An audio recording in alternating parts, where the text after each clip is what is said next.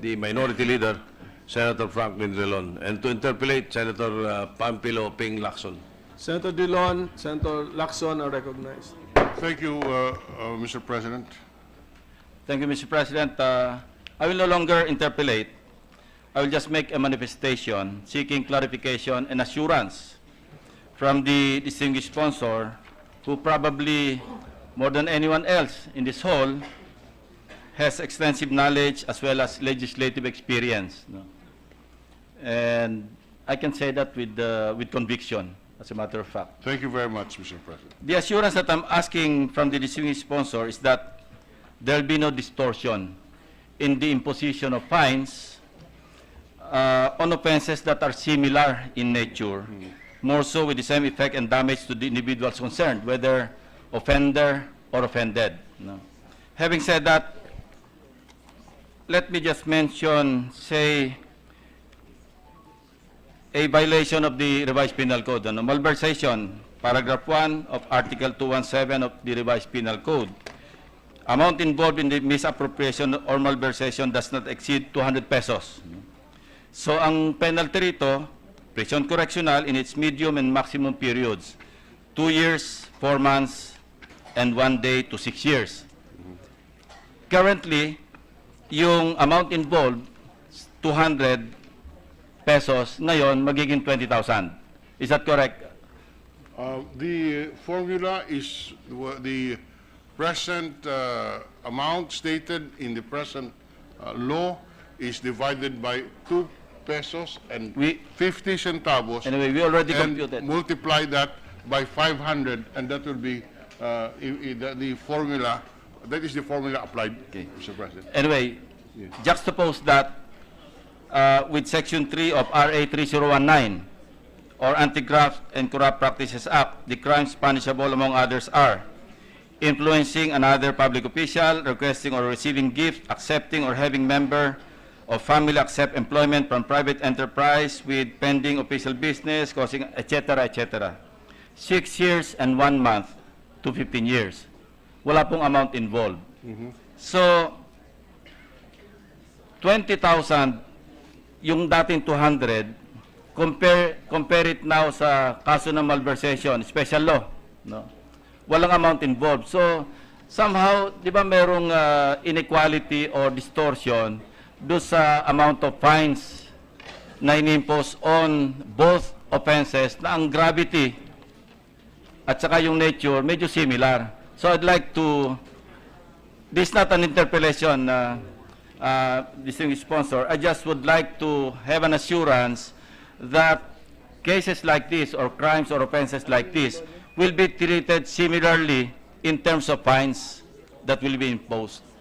Firstly, for the record, Mr. President, we did not tax special laws, only the revised penal code.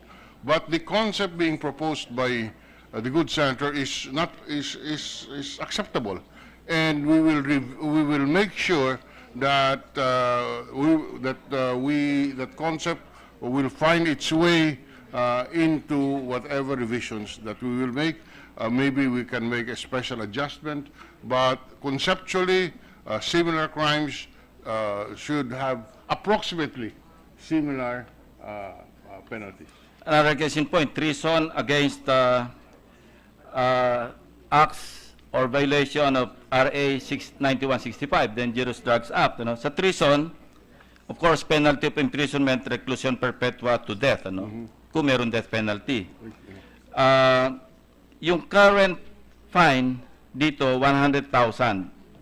By virtue of RA 7659, yung Death Penalty Act. Ano? Originally, 20,000 ito noong 1993. Under the proposal, it is now 4 million pesos. Now, let's go to violations of the Dangerous Drugs Act. Reclusion perpetua to death, pareho rin, assuming na merong death penalty. Ang fine involved dito, from 500,000 pesos to 10 million. Ang destructive effect, o yung gravity ng offense, no? Treason against Dangerous Drugs Act, mukhang pareho rin. So, 4 million against 10 million, medyo may distortion. So again, ito, ano lang to, mga kasong minimension lang ito, just to highlight or emphasize the point na at the proper time, baka naman ma-welcome nyo yung mga amendments that I will introduce. Mr. President, as I said, conceptually, we have absolutely no problem. But this is but we have limited the amendments to the revised penal code. Just to show our sincerity and good faith in accommodating the very correct concept of of Senator Lacson. As we review the penalties, we are willing to file, together with Senator Lacson, if necessary, a corresponding bill which will address the special laws that you are. Thank you, Mr. President, distinguished sponsor. As a matter of fact, that's the point I'm trying to drive at, ano, na parang corollarily, pag nag-adjust tayo ng penalties, baka pwedeng isama na natin yung... I remember si Senator De Lima, no, meron siyang Code of Crimes bill. Medyo naiwan, nakulong pa nga. So baka mahirap natin maipasa, baka maiwan. Another point, just to that point, sir. Yes. Yes, if feasible, we will introduce it as amendments. If feasible. But if not technically feasible, baka maging rider. Baka maging rider or marami pang ibang batas na dapat baguhin, then we will draft with the assistance and guidance of Senator Lacson a new bill which will address all of these concerns so that we can make it make the penalty correspond rational, to the acts committed. Last na lang po, last Yes, point sir. before I end my manifestation, which parang hybrid na rin ng interpellation. Yung impossible crime, no? Ito walang masyadong damage. Say a person shoots a dead person, not knowing that he's already dead. Meron ding fine na 200 to 500 pesos. So under the proposal, magiging 40,000 to 100,000. Now, compare that to a crime of slight physical injury. May nasaktan. Ang wala ngang no alternative penalty of fine. Pero nasaktan yung tao, ito naman patay, hindi na masasaktan. So ito yung mga points that I would like to raise para ma-rationalize lamang at saka mawalan ng distortion do sa mga pinopropose na mga fines on certain offenses. At any rate, I'd like to thank the distinguished sponsor for accommodating our suggestion, our proposal, and at the proper time, maybe we can work together to introduce the corresponding individual amendments. Thank you, Mr. President, and thank you, distinguished sponsor. We assure Senator Lacson that we can work with him and we will work with him in order to come up with a more equitable version of this bill, which is nothing more but upgrading the penalty or upgrading the values of the money from 1930 to today, so that the penalties will not be considered as cruel,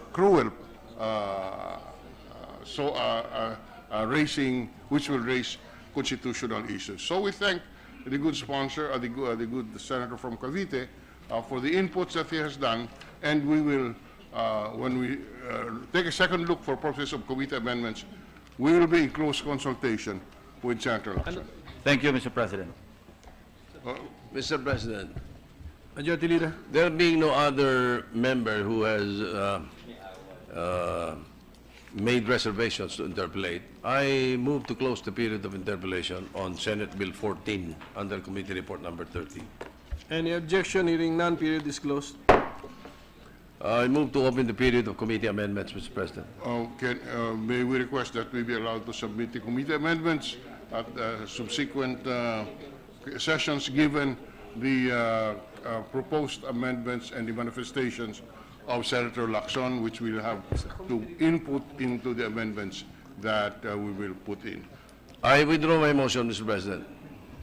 I withdraw my motion Motion is deemed withdrawn. and give notice to the members of the Senate that The committee amendments will be prepared by the minority leader, and those who have individual amendments, may we ask that they prepare their individual amendments as soon as the committee amendments are brought forward.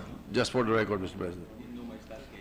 So with that, I move to suspend consideration of Senate Bill 14 under Committee Report Number 30. Before we close, before we suspend, place of record, Mr. President, that Senator De Lima has manifested that she is a co-sponsor to this measure, and we accept the co-sponsor. Co-author. Co-authorship. So any objection to the motion to suspend? There being none, motion is approved.